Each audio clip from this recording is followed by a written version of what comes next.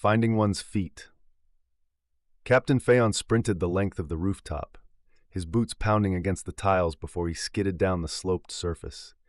He landed hard on the thatched roof of the stables below, engaging his jump pack at the last moment to soften the impact. Around him, his warriors landed in disciplined formation, instantly taking cover where they could. Osric's latest innovation, the Gasthelm augments to standard Astartes armor, required a field test, and likely thanks to Osric's ever-present sense of humor, he had chosen Phaon's 8th Assault Company for the trial. It made sense. The 8th were the assault specialists, and there was no better way to test an armor system than through running, leaping, and the bone-jarring impacts their warcraft demanded. Still, Phaon wouldn't have put it past Osric to drop them out of a Thunderhawk from 1,000 feet without jump packs, purely to see if the Gasthelm could withstand the punishment, regardless of the damage to the warrior inside it. Phaon had fought beside Elfstan during his days as a Void Trooper, when Elfstan still served with the Iron Hands assault companies. Now, Elfstan was the Wurtwerd of the Void Revenants, but he had once taught Phaon a simple truth. Overthinking gave the enemy time to react. Charging was always the better option. That principle matched perfectly with Osric's Gasthelm armor, capable of projecting holographic decoys, jamming enemy Vox, and sowing chaos in enemy formations. The 8th Company's high-mobility shock assault tactics made them the ideal candidates to test such wargear to destruction. He scanned the rooftops ahead. Somewhere out there, Heorwulf was waiting. The Void Revenants trained their companies against one another, a rivalry that bred a fierce brotherhood and countless grudges. This constant competition forced each company to adapt and evolve, refining tactics in response to their brothers' ever-changing methods. Of all the companies, the Scout Company saw the Assault Company as their greatest rival, and neither Phaon nor Heorwulf did anything to calm that enmity. Today's exercise was officially a test of new wargear, but in truth, it was a battle of wits. Phaon knew Heorwulf would be cunning, if only to frustrate him. The rooftop run had begun as a training sketch, one of Heorwulf's many schemes, but its spirit ran deeper, drawn from old traditions. The Wigathine had once raced across the rigging and decks of docked void ships, leaping from hull to hull through the great shipyards of Nitwertha. The rooftops of Weiser were simply an evolved version of that ancient dance. Phaon had chosen this ground for a reason. It was Heorwulf's home turf, and if he knew the prince, familiar ground breeds complacency. He held up a hand in battle sign, and one of his warriors dropped from the rooftop, but instead of vanishing, a shimmering projection remained behind, standing as if he had not moved at all. Phaon grinned, then he surged forward. Their final objective rose ahead, the tower overlooking the dockyard, where the pennant of the 10th Company flew proudly in the wind. The logical route was straightforward: cross the courtyard, move over the Academia barracks on the southern edge, then use the cables linking the rooftops to the dry dock's great gantries, which led straight to the tower's base. Phaon leaped across the next gap, engaging his jump pack just enough to gain height, landing lightly on the sloped roof of a tavern ahead. This was one of the taller buildings in the port, granting him and his men a commanding view of the moonlit rooftops. From here, he spotted 3rd Squad, maneuvering across the multiple levels of the Hlaford's Hall, while on the other side, 2nd Squad advanced along the spine of the chapel roof. They were in position. The rain, ever present through the night, began to intensify, useful for their mission. Ahead lay the fountain in the main plaza of Weiser Academia. The academy, founded by Magos Doctora Cogitatus Tiberius, served as a training ground for novice Astra Wigathan recruits. At the plaza's center stood the fountain, a towering monument depicting an imperial battleship in a death dive. The Lux Imperatoris, a perfectly scaled replica in white marble, commemorated the great flagship that had remained behind to defend Nitwertha, buying precious time for the Incoloris and manifold Dawn Forge fleets to escape to Castel. The ship's crew had abandoned their dying vessel, their escape pods plunging into the Geofon Sea, where they had joined forces with the techno-barbarian warriors of the newly founded Imperial world. Phaon dropped to street level, slipping past the fountain. A crack of bolter fire rang out over the rain. Phaon's augmented vision picked out second squad, frozen in place, their armor locked by stun bolts. Moments later, another volley echoed through the downpour. Third squad had been ambushed as well. Good. That meant the scout company only had one squad left guarding the objective. Phaon sprinted past the fountain, his men at his heels, their movements masked by the roar of cascading water and the steady patter of rain. Reaching the high wall, he fired his bolt pistol into the air. The grapnel shot launched, its mag clamp securing onto the rooftop of the south block of the academy. He activated the motor, hauling himself upward. Then, just as his boots hit the wall, he changed tactics. Instead of ascending, he ran sideways along the wall's surface, using the cable's tension for balance before releasing it, flinging himself at an angle over the courtyard wall and into the dry dock grounds. He dared not engage the jump pack. Its ignition flare would be a beacon to any watching eyes. He landed hard, rolling across the damp stone, his gassed helm armor sparking against the wet surface before he came to a halt beside a pile of chains and an out-of-service Hālgengas tread, its cables swaying in the storm. Around him, his men spread out, their storm-blue armor melting into the shadows. For a moment, all was still. Phaon gestured in battle sign and advanced, eyes locked on the tower base ahead. At its summit, the flag of the 10th Company fluttered in the wind. To one side stood the metal roof of the dry dock, on the other, the old thatched roof of the tool hall, an odd fusion of ancient architecture and modern technology. He paused. Targeting runes flickered across his visor. Raising his bolter, he turned, only to see Captain Heorwulf standing atop the thatched roof, laughing, weapons trained on Phaon and his men. Phaon shrugged and waved back. A moment later, the scout company opened fire. Phaon didn't even attempt to dodge. No Void Revenant would waste effort trying to evade a sniper volley from the 10th Company. Electro bolts slammed into his armor, his gassed helm plates locking up instantly, trapping him inside his own inert shell. But the warriors surrounding him did not fall. The bolts passed through them, scattering light as the holograms flickered and dissolved. To Heorwulf's credit, he reacted quickly, but not quickly enough. The real 8th Company, who had separated from Phaon's squad earlier, pulled the cord. The thatched roof, carefully weakened throughout the day, was held up by only a few remaining iron rods.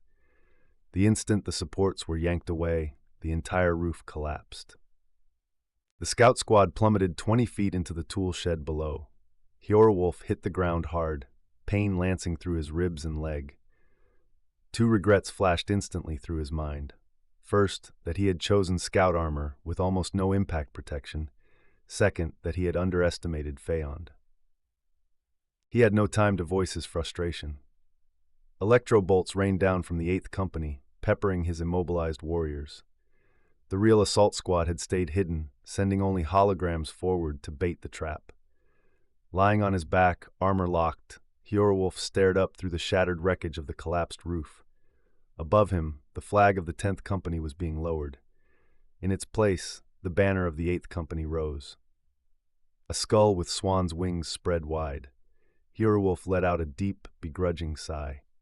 "Vague word," Heorwulf muttered, holding up his hand. Phaon grasped it firmly, pulling the other man upright. Around them, the two squads began to regroup, some limping, others nursing sprains or pulled muscles, but all still standing. They exchanged quick, professional words about the gassed helm armor.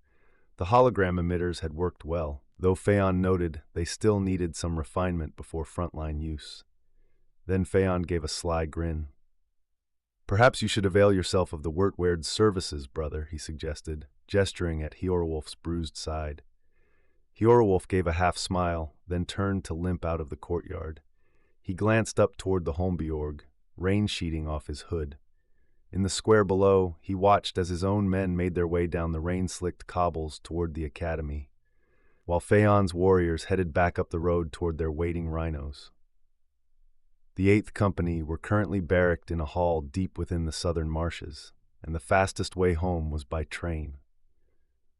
Every company of the Void Revenants maintained its own headquarters on Nitwertha, partly to train in local terrain suited to their specialties, and partly to disperse their muster points, making them harder to destroy in a single strike.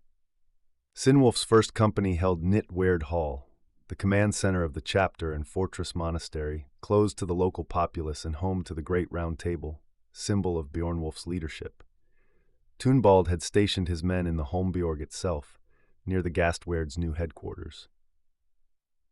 Hlafric's third company garrisoned Fiskport, which made perfect sense. Most of its warriors had been drawn from Navis Wigathane naval cadets, and the company operated from a fortress rebuilt on a headland overlooking the harbor and its floating acersips. These vast crop platforms could be relocated seasonally, and during winter they served as a mobile command base for the Wigathane Navy's ironclad fleet, giving the Third a year-round planetary patrol capability. Though Beornwulf had to admit he personally disliked those enormous floating cities, the Third Company had grown strange and specialized in extreme conditions. Oswald's armored Fourth Company was based out of Grudigan's tower below the Great Forge. The site gave them immediate access to the Mechanicus vaults, and the tower itself offered ample defense for the small armored motor pool the chapter possessed. One Land Raider, one Command Land Raider reserved for Beornwulf, 10 rhinos, 15 Predator tanks converted from rhinos by Osric and Magos Tiberius, and a lonely Vindicator. That reliance on converted rhinos reflected how badly the chapter lacked tanks, something Osric hoped to remedy in time. Godric's Fifth Siege Company was ensconced on the moon Neathelm, guarding the orbital defense installations, particularly the 2 massive plasma cannon buried beneath the lunar surface. Sigebert and the 6th Reserve Company operated from the fortress of Suthi Hill, Nitwertha's capital city. As the most presentable company, they acted as the chapter's public face when dignitaries or merchants visited, which suited Beornwulf well. Most visitors assumed Sigebert was the chapter master, leaving Beornwulf free to act. Beorhthelm's 7th Void Company was quartered aboard Fiskbala Station, responsible for off-planetary security, while also maintaining an outpost on Nitwertha's smaller moon, Skadahelm, the sister of Neathelm. Phaon's 8th Assault Company, as noted, had their barracks in the marshlands of the south, adapting to difficult terrain and rapid deployment from their fast trains. That left Grimhelm's 9th Reserve and Support Company, based at Broadmuthiport, under the watchful eye of Preacher Tordic. And Beornwulf's own warriors, the Effen Langhere, were stationed right here in Weezer Academia, the academy-turned-garrison where the chapter's intelligence and reconnaissance assets trained under his command. He reached the Bridge of the Seers, a long span that connected the academy's grounds to the massive flanks of the Holmbjorg. The towering Black Mountain seemed to loom higher still in the driving rain, a promise of shelter and challenge waiting within. Beornwulf limped onto the brick Thiara Sora beneath the looming shadow of the Holmborg. The mountain was barely visible through the driving rain, which had begun to freeze into sleet. It was an odd place, he reflected, for the Imperium to have founded a Space Marine chapter. Then again, perhaps that was precisely the point. There was always a method in the madness of imperial bureaucracy. On Fenris, the homeworld of the space wolves, men still row wooden boats across freezing seas and fight off wolves with stone weapons in the tundra, year after year. On Cretacia, survivors of a lost colony ship lived as near savages, hunted by monsters and warring endlessly, yet the flesh-tearers still recruited from them, leaving the world unchanged. The Carcharodons gathered their aspirants from ships lost in the void, scrabbling for salvage, and the Iron Hands, their founders, drew their warriors from Medusa, where whole tribal nations roamed in pre-imperial sand crawlers across volcanic wastes, endlessly fighting for food and water. Their worlds had remained the same for 10,000 years. Why should Nitwertha be any different? Beornwulf turned his gaze outward across the land. Beneath him lay the great forge, and in the water between the forge and the mountain stood a temporary bridge, a Drukhari cruiser, still wedged broadside into the causeway from its final moments, flashes of plasma torches glinting from its shattered hull. Endless lines of Mechanicus adepts and servitors slowly dismantled the Xenos vessel piece by piece. Beornwulf grinned faintly. He was sorry he'd missed that battle, though he'd been aboard the strike cruiser Dweimorskip, helping Osric and the orbital fleet direct the defense against the Xenos raiders in orbit. Beyond, where the steel-bound piers stretched into the roiling sea, The waves of the Geofon smashed endlessly against twisted pylons. Magos ductora cogitatis. Tiberius had once postulated those piers had been supports for a vast platform, possibly a starport. Back before the seas rose and drowned what had been a 500-mile-long mountain chain. He imagined once, farmers had toiled in valleys far below, cities had spread through green forests, all now lost beneath the ocean's dark mirror. Hjorwulf shrugged, turning back to the Holmbiorg. Its peak was lost in the swirling sleet, a pale shape high above. The mountain was not only the symbol of Nitwertha, but also its crucible. He had transformed it into a proving ground for the Wigathane, designing harsh trials to push neophytes to their limits. The most punishing of all was the climb of the Holmbiorg itself. His mind flashed back, years before, long before he had become an Astartes. Back then, he had led a boarding raid on a Chaos warship, clad in Navis Astra Wigathane Cataphractii armor. Unlike the enormous Terminator plate of the Adeptus Astartes, this suit was closer to the original exosuits from which Cataphractii had evolved, a design still manufactured in Nitwertha's Great Forge. Though formidable, it was intended for mortal warriors, requiring a power pack to function.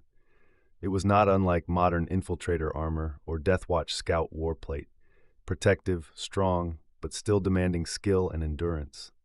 During that mission, his power pack had been crippled, leaving him fighting under the weight of dead steel. Yet he had survived, defeating a Chaos Space Marine, not alone, but with unbreakable will and the help of his brothers. That moment had taught him a harsh lesson.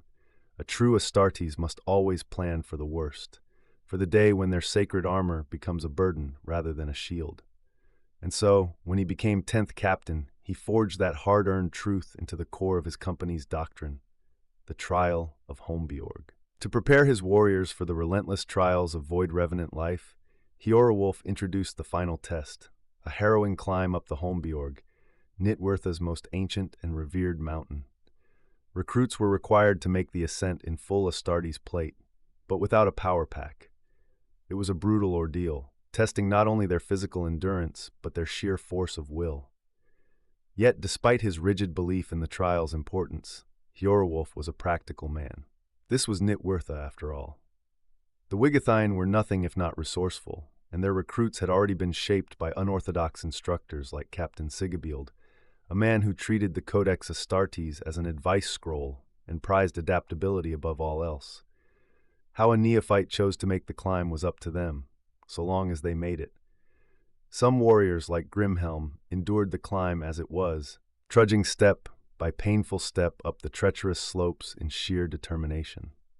Others, like Edric, took a more inventive approach, purchasing suspensor clamps from a Mechanicus tradesman in Wizir, effectively turning his warplate into a crude skimmer to crawl his way to the summit. Haethrid, ever the cunning one, had somehow managed to recharge his power pack and simply walked up the mountain, unbothered. And then there was Bjornwulf. Hjorwulf closed his eyes and sighed as he limped across the long bridge. He could have called for transport, but that was not his way. And besides, he wanted the time alone. Bjornwulf, along with Sinwulf and Phaond, had tracked and captured an ice warg, built a sled, and used the creature to haul all three of them to the summit. Not only that, they had brought with them a cask of ale, a block of lard, bread and pork, plus enough firewood to build a grand feast. When Hjorwulf had flown in to retrieve them, he had found the trio singing warrior songs on the summit of Holmbiorg, in the middle of one of the fiercest storms he had ever seen. He had wanted discipline. Bjornwulf had given him victory, and a reminder that spirit matters as much as steel. The storm raged around them, but their fire burned bright. Hjorwulf had no choice but to concede. There was more than one way to prove a warrior's worth. Despite every misgiving, they had passed the test. Ignoring these teething problems, the trial of Holmbiorg became the greatest of Hjorwulf's trials, the pinnacle of the training program. More than a test of strength, it was a spiritual ordeal. Those who reached the summit received their seeks, their first true blade, a weapon not just of war but of heritage. Standing at the peak, recruits would look out across Nitwertha's vast expanse, the cold, storm-ravaged seas stretching endlessly beyond, the distant shape of Fiskballa Station hanging like a silent guardian high above. In that moment, they would know, with absolute certainty, that this was their hearth. As he rounded the bunker that protected the bridge, Heorowulf offered a quick salute to the Wigathane sentry guarding the road. The man nodded in return, awed by the captain's presence, but otherwise remained at attention. Horowulf limped onward, spotting the dark green warplate of the Wurtwyrd standing alone on the ramparts of Holmbeorg, as if awaiting him. Elfstan, once called Lucius, stood atop the rain-slicked battlements, gazing out across the storm-lashed Geofon sea. Rain dripped steadily from his hood and pooled in runnels across the adamantine plates of his armor. Elfstan had never truly adjusted to Nitwirtha's endless deluge, but he had accepted it as part of the world's character, much like its fierce, enduring people.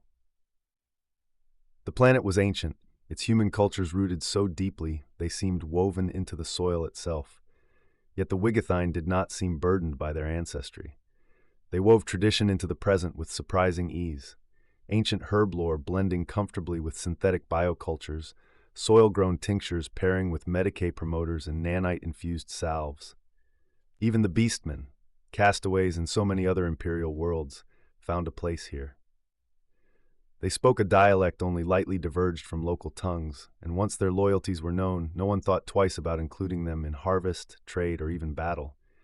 Elfstan himself had grown to respect them. Their rough wound-stitchers, field healers armed with bone needles and sinew cord, fascinated him. Despite crude materials, they had a practiced skill, a calm and confident way of drawing torn flesh together that rivaled any Medicae-schooled apprentice.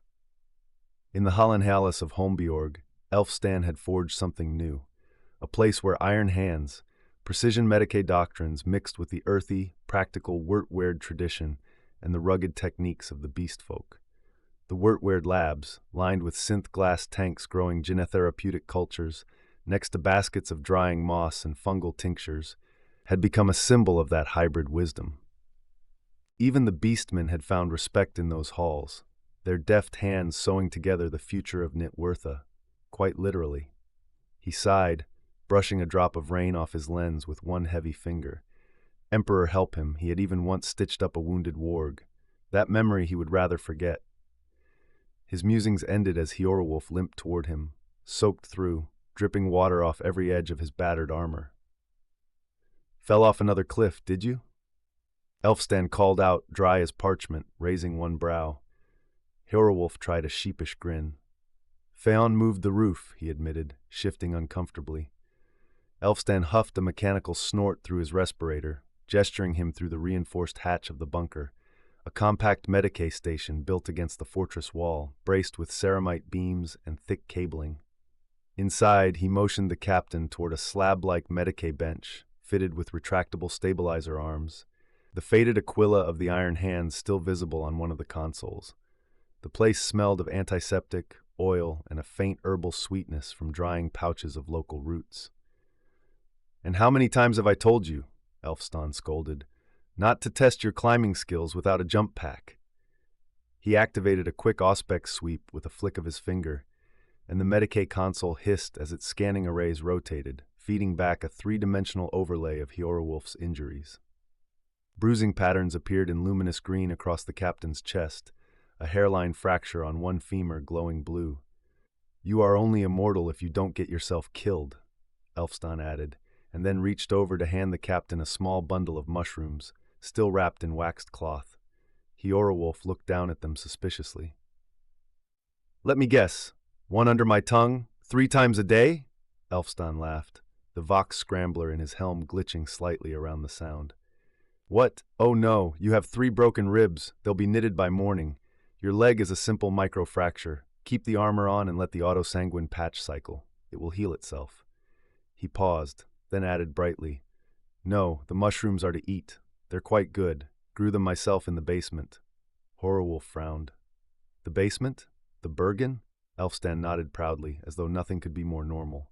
"Yes, cold, dark, and damp, makes for a perfect crop. You'd be surprised how well they fruit down there." Heorowulf gingerly placed the mushrooms on a stone table, giving them a hard, distrustful look. "Thanks all the same," he said, limping away toward the open hatch and the endless rain outside. Elfstan chuckled to himself, shaking his head as he watched the captain go. He turned back to the bench, where another wounded neophyte waited, flexing a torn bionic limb while a beastman assistant held a tray of bone sutures.